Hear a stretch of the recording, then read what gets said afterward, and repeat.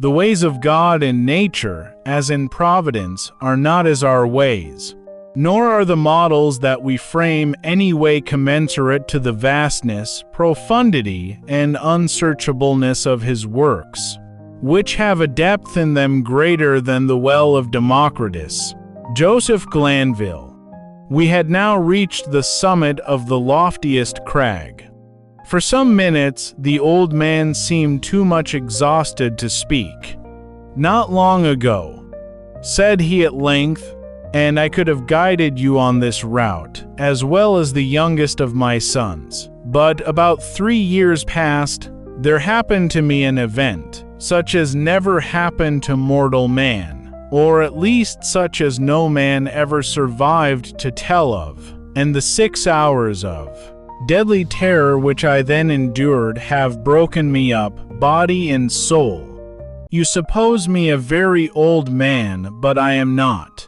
It took less than a single day to change these hairs from a jetty black to white, to weaken my limbs, and to unstring my nerves, so that I tremble at the least exertion, and am frightened at a shadow. Do you know I can scarcely look over this little cliff without getting giddy? The little cliff, upon whose edge he had so carelessly thrown himself down to rest, that the weightier portion of his body hung over it, while he was only kept from falling by the tenure of his elbow on its extreme and slippery edge. This little cliff arose, a sheer unobstructed precipice of black shining rock, some 15 or 1600 feet from the world of crags beneath us. Nothing would have tempted me to within half a dozen yards of its brink.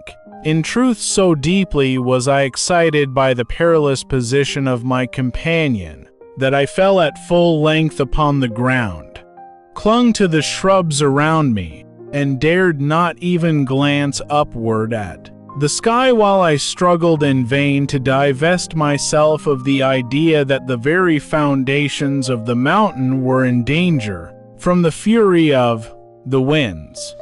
It was long before I could reason myself into sufficient courage to sit up and look out into the distance. "You must get over these fancies," said the guide, "for I have brought you here that you might have the best possible view of the scene of that event I mentioned, and to tell you the whole story with the spot just under your eye. We are now," he continued, in that particularizing manner which distinguished him, "we are now close upon the Norwegian coast in the 68th degree of latitude, in the great province of Nordland, and in the dreary district of Lofoten. The mountain upon whose top we sit is Helseggen, the Cloudy. Now raise yourself up a little higher, hold on to the grass if you feel giddy so, and look out, beyond the belt of vapor beneath us, into the sea." I looked dizzily, and beheld a wide expanse of ocean, whose waters wore so inky a hue as to bring at once to my mind the Nubian geographer's account of the Mare Tenebrarum. A panorama more deplorably desolate no human imagination can conceive. To the right and left, as far as the eye could reach, there lay outstretched, like ramparts of the world, lines of horridly black and beetling cliff, whose character of gloom was but the more forcibly illustrated by the surf, which reared high up against its white and ghastly crest, howling and shrieking forever, just opposite the promontory upon whose apex we were placed, and at a distance of some 5 or 6 miles out at sea, there was visible a small, bleak-looking island, or more properly, its position was discernible through the wilderness of surge in which it was enveloped. About 2 miles nearer the land arose another of smaller size, hideously craggy and barren, and encompassed at various intervals by a cluster of dark rocks. The appearance of the ocean, in the space between the more distant island and the shore, had something very unusual about it, although, At the time, so strong a gale was blowing landward that a brig in the remote offing lay to under a double-reefed trysail, and constantly plunged her whole hull out of sight. Still, there was here nothing like a regular swell, but only a short, quick, angry cross-dashing of water in every direction, as well in the teeth of the wind as otherwise. Of foam there was little except in the immediate vicinity of the rocks. The island in the distance, resumed the old man, is called by the Norwegians Verg. The one midway is Moscow, that a mile to the northward is Ambaren. Yonder are Ilesen, Hotholm, Kildhelm, Suarven, and Buckholm. Farther off between Moscow and Vurg are Otterholm, Fleeman, Sandfliesen, and Stockholm. These are the true names of the places, but why it has been thought necessary to name them at all is more than either you or I can understand. Do you hear anything? Do you see any change in the water? We had now been about 10 minutes upon the top of Helsingen, to which we had ascended from the interior of Lofoten, so that we had caught no glimpse of the sea until it had burst upon us from the summit. As the old man spoke, I became aware of a loud and gradually increasing sound, like the moaning of a vast herd of buffaloes upon an American prairie, and at the same moment I perceived that what seamen term the chopping character of the ocean beneath us was rapidly changing into a current which set to the eastward. Even while I gazed, this current acquired a monstrous velocity. Each moment added to its speed to its headlong impetuosity. In 5 minutes the whole sea, as far as Vurg, was lashed into ungovernable fury, but it was between Moscow and the coast that the main uproar held its sway. Here the vast bed of the waters, seamed and scarred into 1,000 conflicting channels, burst suddenly into frenzied convulsion. Heaving, boiling, hissing, gyrating in gigantic and innumerable vortices, and all whirling and plunging on to the eastward, with a rapidity which water never elsewhere assumes except in precipitous descents. In a few minutes more, there came over the scene another radical alteration. The general surface grew somewhat more smooth, and the whirlpools, one by one, disappeared, while prodigious streaks of foam became apparent where none had been seen before. These streaks, at length, spreading out to a great distance, and entering into combination, took unto themselves the gyratory motion of the subsided vortices, and seemed to form the germ of another more vast. Suddenly, very suddenly, this assumed a distinct and definite existence. In a circle of more than a mile in diameter, the edge of the whirl was represented by a broad belt of gleaming spray, but no particle of this slipped into the mouth of the terrific funnel, whose interior, as far as the eye could fathom it, was a smooth, shining, and jet-black wall of water, inclined to the horizon at an angle of some 45 degrees, speeding dizzily round and round with a swaying and sweltering motion, and sending forth to the winds an appalling voice, half shriek, half roar, such as not even the mighty cataract of Niagara ever lifts up in its agony to heaven. The mountain trembled to its very base, and the rock rocked. I threw myself upon my face, and clung to the scant herbage in an excess of nervous agitation. "This," said I at length to the old man, "this can be nothing else than the great whirlpool of the Maelstrom." "So it is sometimes termed," said he. "We Norwegians call it the Moscow Strom, from the island of Moscow in the Midway." The ordinary accounts of this vortex had by no means prepared me for what I saw, that of Jonas Ramus.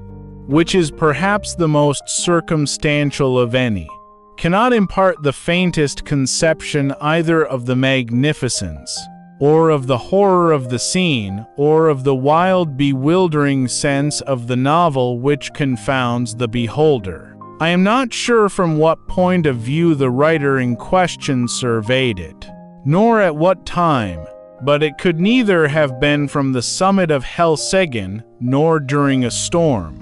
There are some passages of his description, nevertheless, which may be quoted for their details, although their effect is exceedingly feeble in conveying an impression of the spectacle. Between Lofoten and Moscow, he says, the depth of the water is between 36 and 40 fathoms. But on the other side, toward Ver, this depth decreases so as not to afford a convenient passage for a vessel, without the risk of splitting on the rocks, which happens even in the calmest weather, when it is flood. The stream runs up the country between Lofoten and Moscow with a boisterous rapidity, but the roar of its impetuous ebb to the sea is scarce equaled by the loudest and most dreadful cataracts, the noise being heard several leagues off, and the vortices or pits are of such an extent and depth that if a ship comes within its attraction, it is inevitably absorbed and carried down to the bottom, and there beat to pieces against the rocks. And when the water relaxes, the fragments thereof are thrown up again.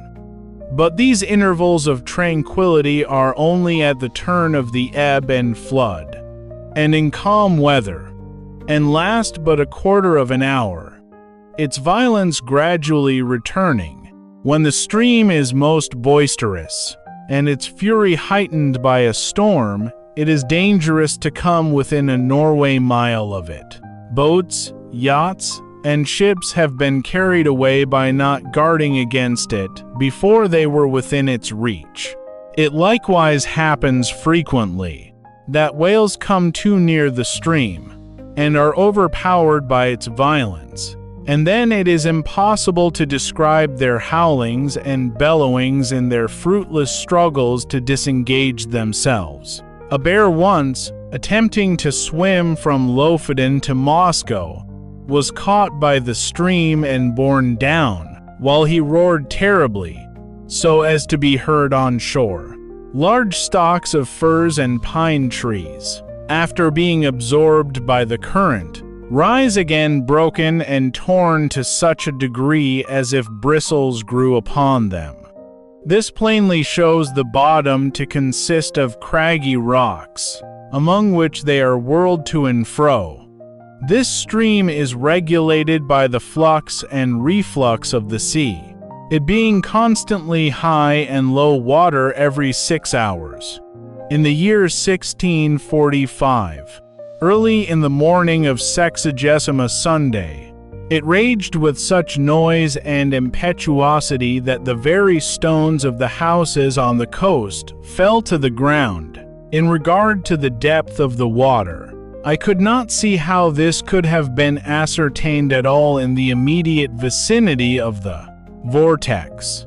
The 40 fathoms must have reference only to portions of the channel close upon the shore either of Moscow or Lofoten. The depth in the center of the Moscow strum must be immeasurably greater, and no better proof of this fact is necessary than can be obtained from even the sidelong glance into the abyss of the whirl which may be had from the highest crag of Helseggen. Looking down from this pinnacle upon the howling Phlegethon below, I could not help smiling at the simplicity with which the honest Jonas Ramus records, as a matter difficult of belief, the anecdotes of the whales and the bears, for it appeared to me, in fact, a self-evident thing, that the largest ship of the line in existence, coming within the influence of that deadly attraction, could resist it as little as a feather the hurricane, and must disappear bodily and at once, The attempts to account for the phenomenon, some of which, I remember, seemed to me sufficiently plausible and perusal, now wore a very different and unsatisfactory aspect. The idea generally received is that this, as well as 3 smaller vortices among the Faroe Islands, have no other cause than the collision of waves rising and falling, at flux and reflux against a ridge of rocks and shelves, which confines the water so that it precipitates itself like a cataract. And thus the higher the flood rises, the deeper must the fall be. And the natural result of all is a whirlpool or vortex, the prodigious suction of which is sufficiently known by lesser experiments. These are the words of the Encyclopaedia Britannica. Kircher and others imagine that in the center of the channel of the Maelstrom is an abyss penetrating the globe, and issuing in some very remote part the Gulf of Bothnia, being somewhat decidedly named in one instance. This opinion, idle in itself, was the one to which, as I gazed, my imagination most readily assented, and, mentioning it to the guide, I was rather surprised to hear him say that, although it was the view almost universally entertained of the subject by the Norwegians, it nevertheless was not his own. As to the former notion, he confessed his inability to comprehend it, and here I agreed with him, for, however conclusive on paper, it becomes altogether unintelligible, and even absurd, amid the thunder of the abyss. "You have had a good look at the whirl now," said the old man, "and if you will creep round this crag, so as to get in its lee, and deaden the roar of the water, I will tell you a story that will convince you I ought to know something of the Maelstrom." I placed myself as desired, and he proceeded. "Myself and my 2 brothers once owned a schooner rigged smack of about 70 tons burthen, with which we were in the habit of fishing among the islands beyond Moscow, nearly to Vurg. In all violent eddies at sea there is good fishing, at proper opportunities, if one has only the courage to attempt it. But among the whole of the Lofoten coastmen, we 3 were the only ones who made a regular business of going out to the islands. As I tell you, the usual grounds are a great way lower down to the southward. Their fish can be got at all hours, without much risk, and therefore these places are preferred. The choice spots over here among the rocks, however, not only yield the finest variety, but in far greater abundance, so that we often got in a single day what the more timid of the craft could not scrape together in a week.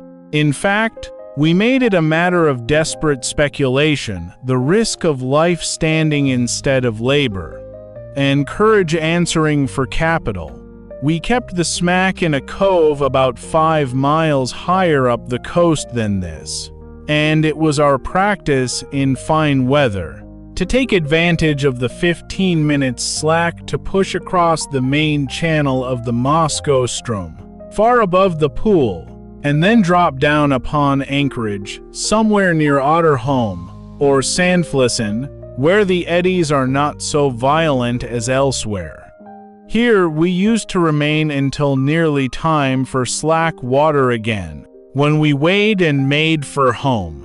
We never set out upon this expedition without a steady side wind for going and coming, one that we felt sure would not fail us before our return, and we seldom made a miscalculation upon this point. Twice, during 6 years, we were forced to stay all night at anchor on account of a dead calm, which is a rare thing indeed just about here. And once we had to remain on the grounds nearly a week, starving to death, owing to a gale which blew up shortly after our arrival, and made the channel too boisterous to be thought of. Upon this occasion we should have been driven out to sea, in spite of everything, for the whirlpools threw us round and round so violently that, at length, we fouled our anchor and dragged it. If it had not been that we drifted into one of the innumerable cross-currents here today and gone tomorrow, which drove us under the lee of Flyman, where, by good luck, we brought up, I could not tell you the 20th part of the difficulties we encountered on the grounds. It is a bad spot to be in, even in good weather, but we made shift always to run the gauntlet of the Moscow Strom itself without accident, although at times my heart has been in my mouth, when we happened to be a minute or so behind or before the slack. The wind sometimes was not as strong as we thought it at starting, and then we made rather less way than we could wish, while the current rendered the smack unmanageable. My eldest brother had a son 18 years old, and I had 2 stout boys of my own. These would have been of great assistance at such times in using the sweeps, as well as afterward in fishing, but somehow, although we ran the risk ourselves, we had not the heart to let the young ones get into the danger. For, after all is said and done, it was a horrible danger, and that is the truth. It is now within a few days of 3 years since what I am going to tell you occurred. It was on the 10th day of July, 18, a day which the people of this part of the world will never forget, for it was one in which blew the most terrible hurricane that ever came out of the heavens. And yet all the morning, and indeed until late in the afternoon, there was a gentle and steady breeze from the southwest, while the sun shone brightly, so that the oldest seaman among us could not have foreseen what was to follow. The 3 of us, my 2 brothers and myself, had crossed over to the islands about 2 o'clock p.m. and had soon nearly loaded the smack with fine fish, which, we all remarked, were more plenty that day than we had ever known them. It was just 7, by my watch, when we weighed and started for home, so as to make the worst of the Strom at slack water, which we knew would be at 8. We set out with a fresh wind on our starboard quarter, and for some time spanked along at a great rate, never dreaming of danger, for indeed we saw not the slightest reason to apprehend it. All at once we were taken aback by a breeze from over Helsingin. This was most unusual, something that had never happened to us before, and I began to feel a little uneasy, without exactly knowing why. We put the boat on the wind, but could make no headway at all for the eddies, and I was upon the point of proposing to return to the anchorage, when, looking astern, we saw the whole horizon covered with a singular copper-colored cloud that rose with the most amazing velocity.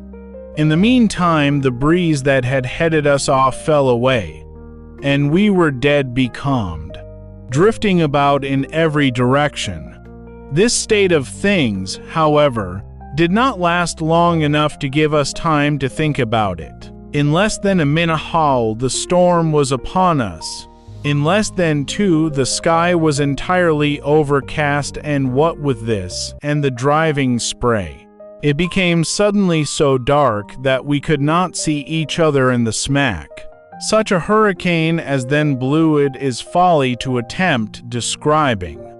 The oldest seaman in Norway never experienced anything like it. We had let our sails go by the run before it cleverly took us, but at the first puff, both our masts went by the board as if they had been sawed off, the mainmast taking with it my youngest brother, who had lashed himself to it for safety. Our boat was the lightest feather of a thing that ever sat upon water. It had a complete flush deck, with only a small hatch near the bow, and this hatch it had always been our custom to batten down when about to cross the Strom, by way of precaution against the chopping seas. But for this circumstance we should have foundered at once, for we lay entirely buried for some moments.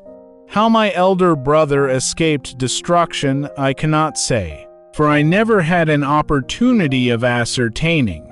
For my part, as soon as I had let the foresail run, I threw myself flat on deck, with my feet against the narrow gunwale of the bow, and with my hands grasping a ring bolt near the foot of the foremast.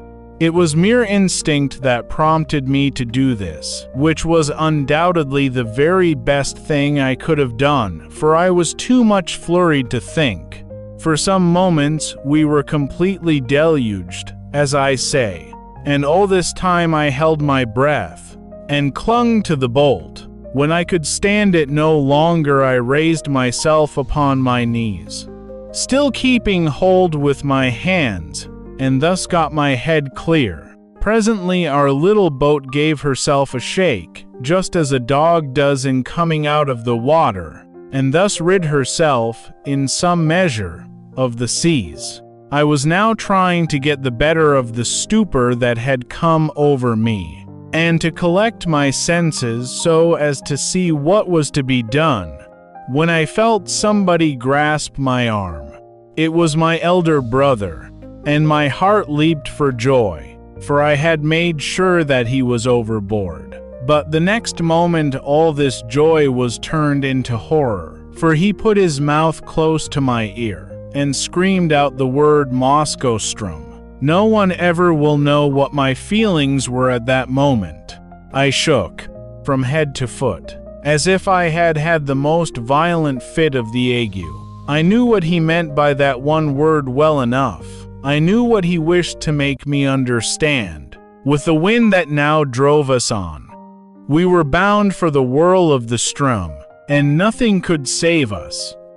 You perceive that in crossing the Strom Channel, we always went a long way up above the whirl, even in the calmest weather, and then had to wait and watch carefully for the slack. But now we were driving right upon the pool itself, and in such a hurricane as this. To be sure, I thought, we shall get there just about the slack. There is some little hope in that, but in the next moment, I cursed myself for being so great a fool as to dream of hope at all. I knew very well that we were doomed. Had we been 10 times a 90-gun ship, by this time the first fury of the tempest had spent itself. Or perhaps we did not feel it so much, as we scudded before it. But at all events the seas, which at first had been kept down by the wind, and lay flat and frothing, now got up into absolute mountains. A singular change, too, had come over the heavens. Around in every direction it was still as black as pitch, but nearly overhead there burst out, all at once, a circular rift of clear sky, as clear as I ever saw, and of a deep, bright blue. And through it there blazed forth the full moon with a luster that I never before knew her to wear. She lit up everything about us with the greatest distinctness, but, oh God, what a scene it was to light up!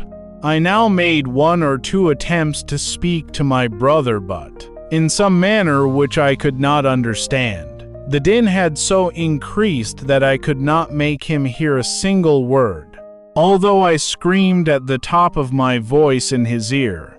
Presently he shook his head, looking as pale as death, and held up one of his fingers, as if to say, "Listen." At first I could not make out what he meant, but soon a hideous thought flashed upon me. I dragged my watch from its fob. It was not going. I glanced at its face by the moonlight, and then burst into tears as I flung it far away into the ocean. It had run down at 7 o'clock. We were behind the time of the slack, and the whirl of the Strom was in full fury. When a boat is well built, properly trimmed and not deep laden. The waves in a strong gale, when she is going large, seem always to slip from beneath her, which appears very strange to a landsman, and this is what is called riding, in sea phrase. Well, so far we had ridden the swells very cleverly. But presently a gigantic sea happened to take us right under the counter, and bore us with it as it rose up as if into the sky. I would not have believed that any wave could rise so high. And then down we came with a sweep, a slide, and a plunge that made me feel sick and dizzy, as if I was falling from some lofty mountain top in a dream. But while we were up, I had thrown a quick glance around, and that one glance was all sufficient. I saw our exact position in an instant. The Maelstrom Whirlpool was about a quarter of a mile dead ahead, but no more like the everyday Maelstrom than the whirl as you now see it is like a mill race. If I had not known where we were, and what we had to expect, I should not have recognized the place at all. As it was, I involuntarily closed my eyes in horror. The lids clenched themselves together as if in a spasm. It could not have been more than 2 minutes afterward until we suddenly felt the waves subside, and were enveloped in foam. The boat made a sharp half-turn to larboard, and then shot off in its new direction like a thunderbolt. At the same moment, the roaring noise of the water was completely drowned in a kind of shriek, such a sound as you might imagine given out by the waste pipes of many thousand steam vessels, letting off their steam altogether. We were now in the belt of surf that always surrounds the whirl, and I thought, of course, that another moment would plunge us into the abyss, down which we could only see indistinctly on account of the amazing velocity with which we were borne along. The boat did not seem to sink into the water at all, but to skim like an air bubble upon the surface of the surge. Her starboard side was next the whirl, and on the larboard arose the world of ocean we had left.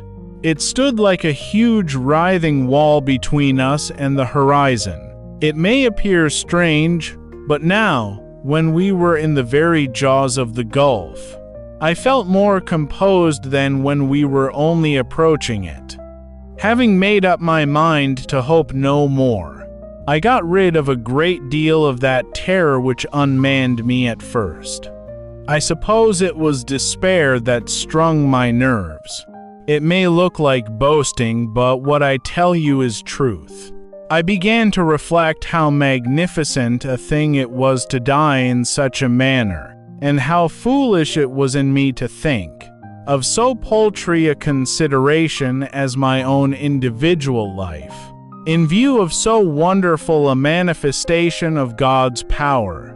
I do believe that I blushed with shame when this idea crossed my mind. After a little while, I became possessed with the keenest curiosity about the whirl itself.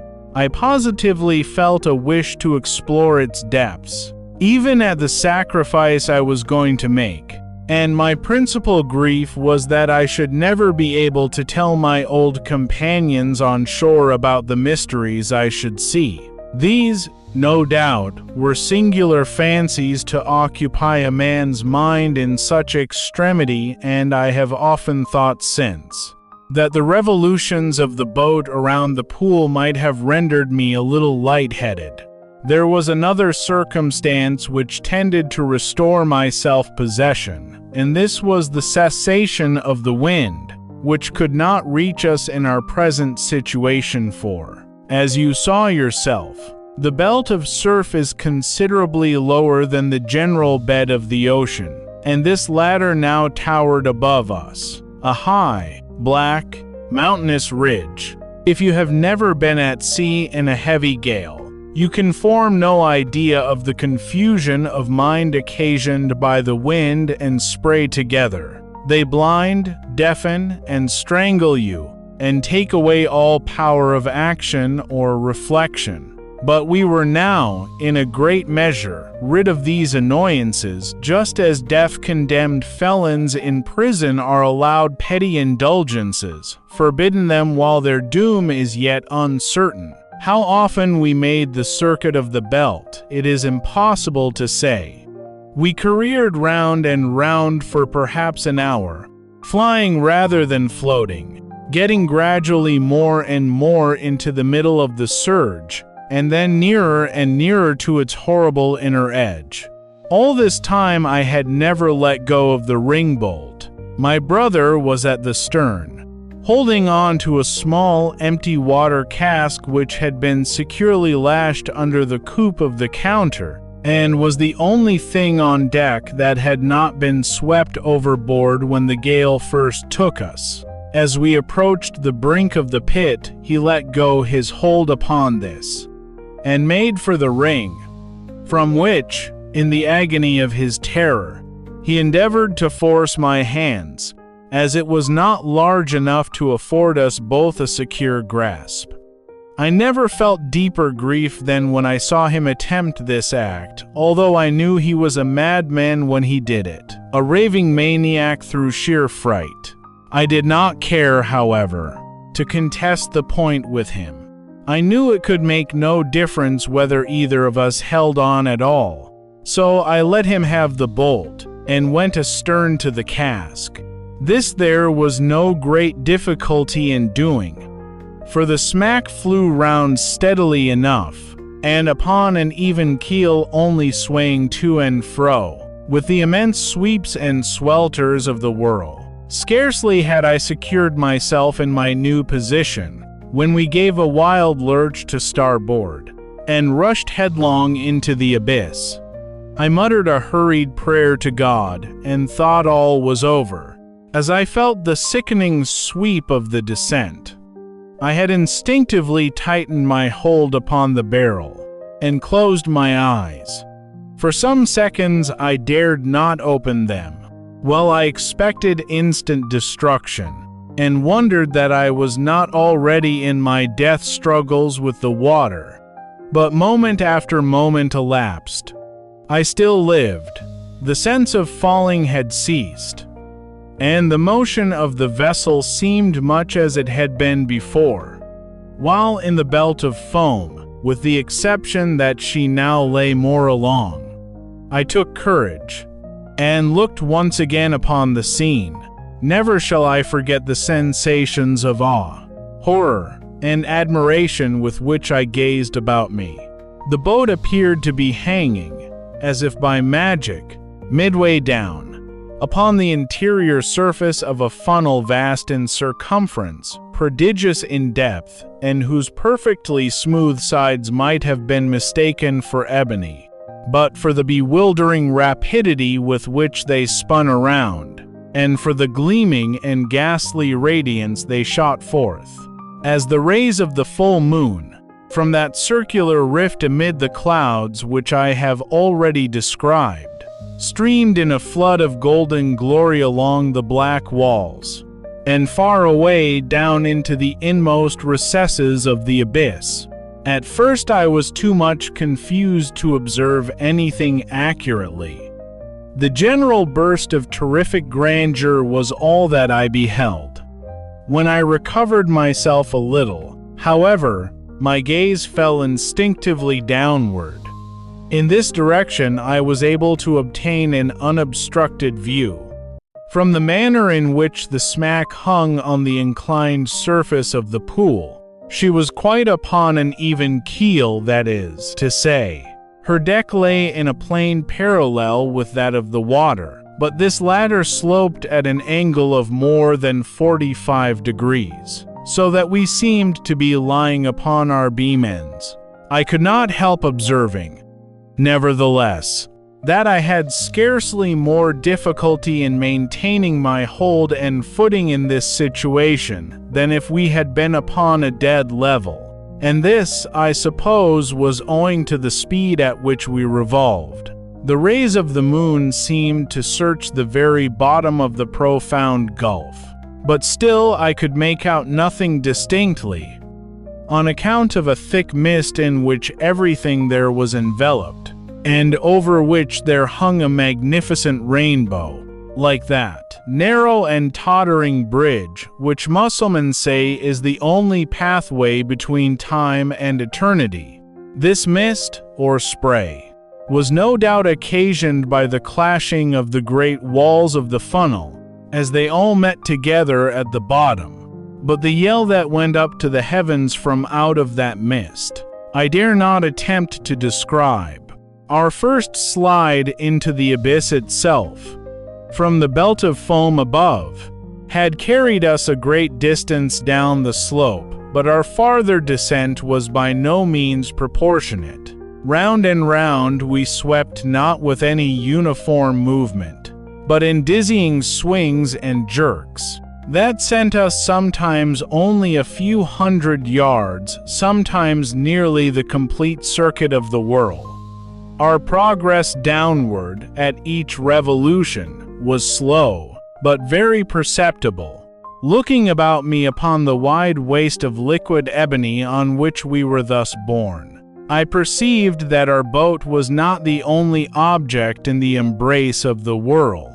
Both above and below us were visible fragments of vessels, large masses of building timber and trunks of trees, with many smaller articles, such as pieces of house furniture, broken boxes, barrels, and staves.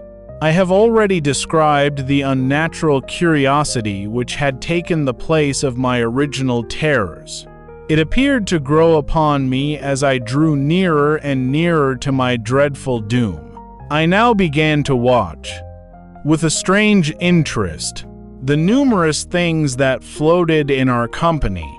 I must have been delirious, for I even sought amusement in speculating upon the relative velocities of their several descents toward the foam below.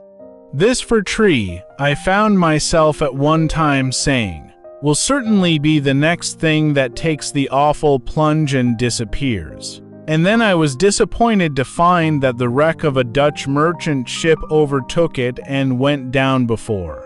At length, after making several guesses of this nature, and being deceived in all this fact, the fact of my invariable miscalculation set me upon a train of reflection that made my limbs again tremble, and my heart beat heavily once more. It was not a new terror that thus affected me, but the dawn of a more exciting hope.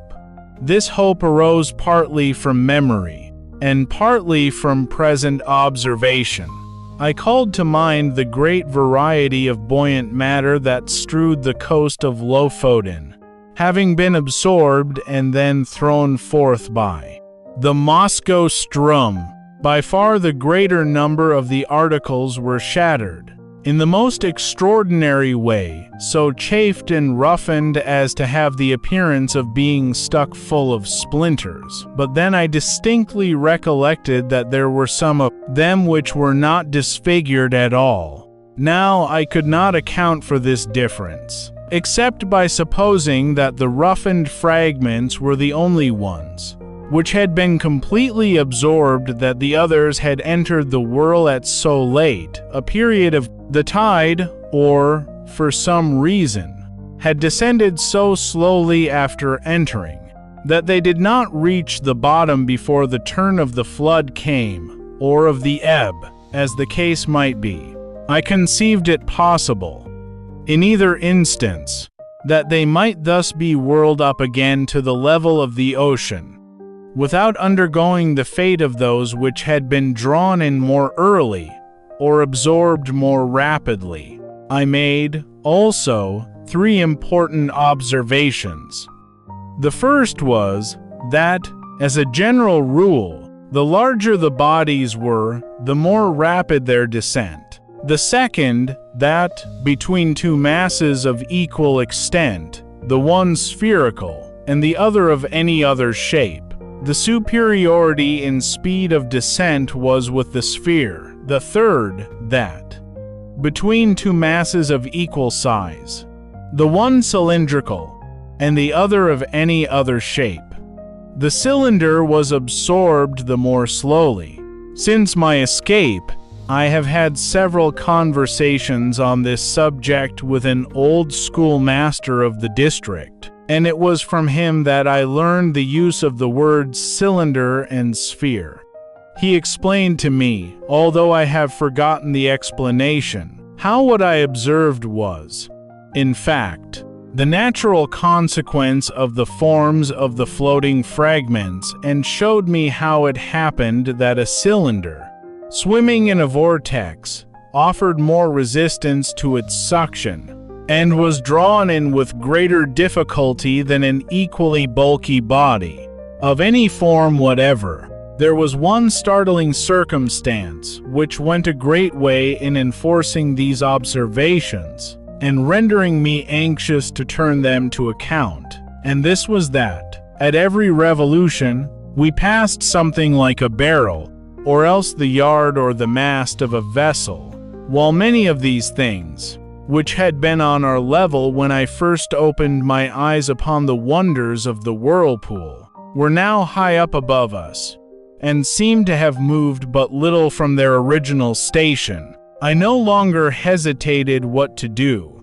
I resolved to lash myself securely to the water cask upon which I now held, to cut it loose from the counter, and to throw myself with it into the water. I attracted my brother's attention by signs, pointed to the floating barrels that came near us, and did everything in my power to make him understand what I was about to do.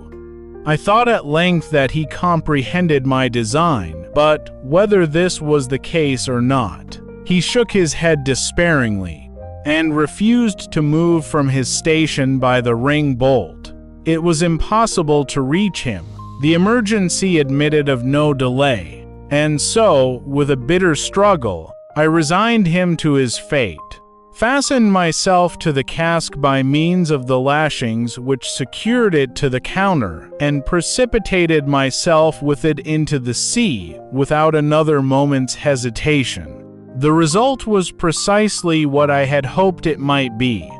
As it is myself who now tell you this tale, as you see that I did escape, and as you are already in possession of the mode in which this escape was effected, and must therefore anticipate all that I have farther to say, I will bring my story quickly to conclusion. It might have been an hour, or thereabout, after my quitting the smack, when, having descended to a vast distance beneath me, it made 3 or 4 wild gyrations in rapid succession, and, bearing my loved brother with it, plunged headlong, at once and forever, into the chaos of foam below.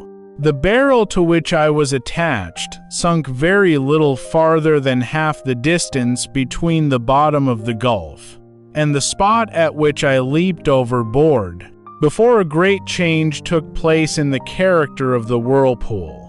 The slope of the sides of the vast funnel became momently less and less steep. The gyrations of the whirl grew, gradually, less and less violent. By degrees, the froth and the rainbow disappeared, and the bottom of the gulf seemed slowly to uprise. The sky was clear, the winds had gone down, and the full moon was setting radiantly in the west, when I found myself on the surface of the ocean, in full view of the shores of Lofoten, and above the spot where the pool of the Maelstrom had been. It was the hour of the slack, but the sea still heaved in mountainous waves from the effects of the hurricane. I was borne violently into the channel of the Strom, and in a few minutes was hurried down the coast into the grounds of the fishermen. A boat picked me up exhausted from fatigue, and now that the danger was removed, speechless from the memory of its horror, those who drew me on board were my old mates and daily companions, but they knew me no more than they would have known a traveler from the spirit land. My hair, which had been raven black the day before, was as white as you see it now. They say too that the whole expression of my countenance had changed. I told them my story. They did not believe it. I now tell it to you, and I can scarcely expect you to put more faith in it than did the merry fishermen of Lofoden.